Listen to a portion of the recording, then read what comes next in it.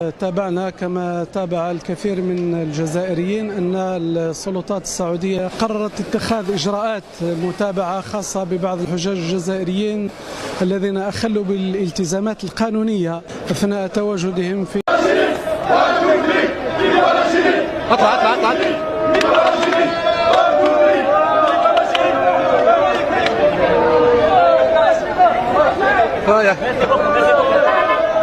عدد المرضى المصابين بأمراض نفسية داخل المجتمع الجزائري مشكل تنجر عنه ظواهر اجتماعية خطيرة في ظل غياب الاهتمام بالجانب النفسي. إذا إنسان راح عقله راح كل شيء، ما يعودش يرجع له عقله.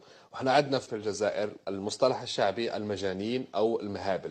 1 من 4 أشخاص يتردد على أخصائي في الأمراض العقلية حسب منظمة الصحة العالمية، و20 مستشفى مختص في الأمراض العقلية بالجزائر استقبل أزيد من 900 ألف جزائري